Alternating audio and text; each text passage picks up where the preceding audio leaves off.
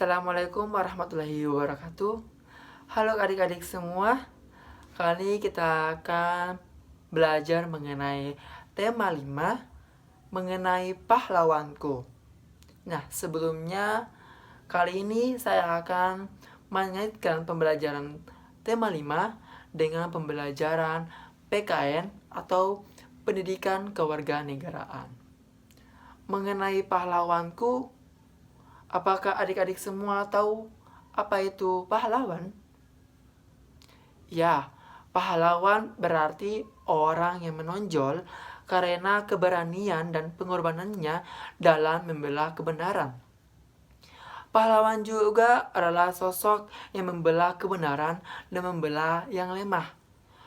Pahlawan juga dipandang sebagai orang yang dikagumi atas tindakannya serta sifat mulianya, sehingga diakui sebagai contoh tauladan.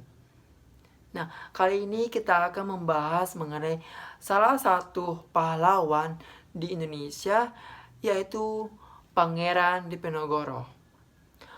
Ya, Pangeran Diponegoro merupakan salah satu pahlawan nasional Indonesia, dan juga Pangeran Diponegoro dengan gagah berani menentang kekuasaan Belanda yang menjajah Indonesia dan menguasai tanah-tanah mereka.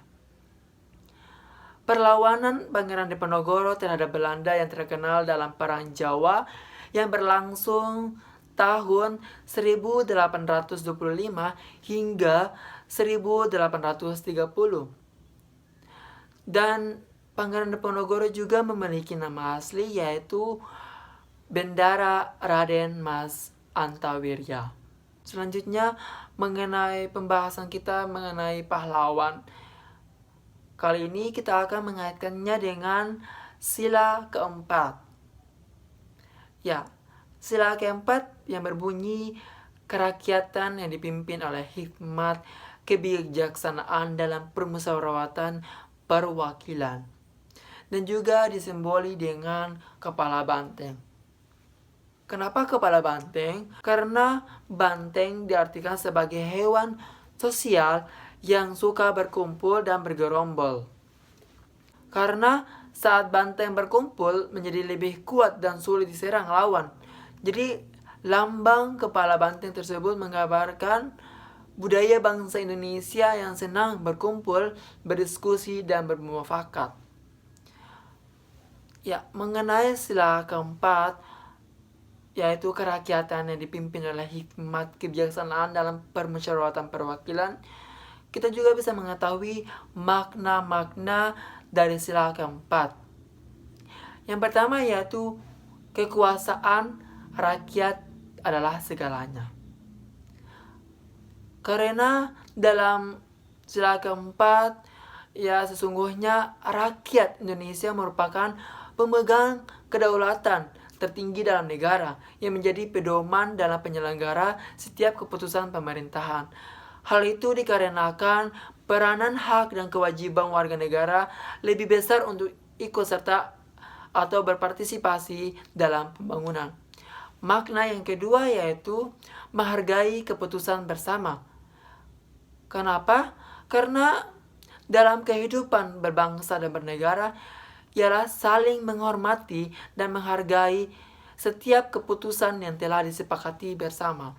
Hal tersebut sangat penting dilakukan karena bisa menjadi satu di antara jalan keluar dari berbagai konflik yang terjadi dalam masyarakat.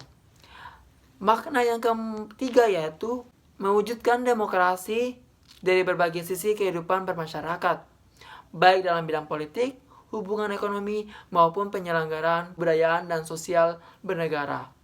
Nah, maka dari itu, makna ketiga yaitu demokrasi. Nah, makna selanjutnya yaitu mufakat. Karena pengambilan segala bentuk keputusan bersama yang mengutamakan berbagai prinsip-prinsip sesuai dengan ideologi kebiasaan masyarakat, yakni musyawarah untuk mencari mufakat. Dan makna yang terakhir yaitu berani bertanggung jawab. Karena memberikan rasa tanggung jawab dalam melaksanakan keputusan Hal ini tentu saja menjadi hal yang mutlak, mengingat tanpa adanya rasa tanggung jawab, kebijakan akan menyimpang dari segala kebutuhan masyarakat. Selanjutnya, sila keempat juga memiliki dampak kepada kehidupan sehari-hari kita. Karena kenapa? Yang pertama, mengutamakan pengambilan keputusan dengan musyawarah mufakat untuk menyelesaikan setiap permasalahan dalam kehidupan kita. Apabila hal tersebut berkenan dengan kepentingan dua orang atau lebih. Yang kedua, ikut serta dalam pemilihan umum dengan menggunakan hak pilih serta mengajak orang lain untuk menggunakan hak pilihannya.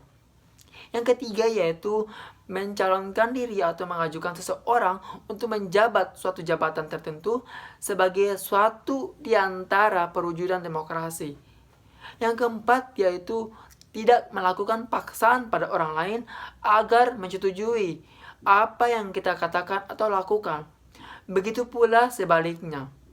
Tidak ada yang dapat memaksakan kehendak pada kita. Yang kelima, menghormati hasil musyawarah sekalipun bertentangan dengan pendapat kita dan melaksanakan dengan sepenuh hati. Dan yang terakhir, mengawasi dan memberikan saran terhadap jalannya penyelenggaraan kedaulatan rakyat yang dilakukan oleh pemerintah. Nah, adik-adik semua, dari penjelasan mengenai makna sila keempat yang juga berdampak kepada kehidupan sehari-hari, coba adik-adik semua kaitkan dengan video perjuangan Pangeran Diponegoro. Apa-apa saja makna yang kita bisa ambil dari video tersebut dan juga kaitkan dengan sila keempat. Ya, yang pertama yaitu dari video perjuangan Pangeran Diponegoro kita bisa mendapatkan 4 makna. Yang pertama, selalu bermusyawarah. Karena Pangeran Diponegoro selalu bermusyawarah dalam mengatur strategi melawan Belanda. Yang kedua, selalu voting. Karena Pangeran Diponegoro juga selalu meminta kesepakatan bersama untuk mencapai mufakat. Yang ketiga, merakyat. Alasannya karena Pangeran Diponegoro dari kalangan bangsawan, beliau juga selalu membaur dengan rakyatnya tanpa harus melihat latar belakangnya. Yang keempat, yaitu pemimpin yang bijaksana. Alasannya adalah Pangeran Diponegoro sangat bijaksana dalam memimpin rakyatnya. Nah, itu adalah makna dari perjuangan Pangeran Diponegoro dan kita kaitkan dengan sila keempat. Ya, mungkin itu saja adik-adik semua. Sampai jumpa di pelajaran selanjutnya. Assalamualaikum warahmatullahi wabarakatuh.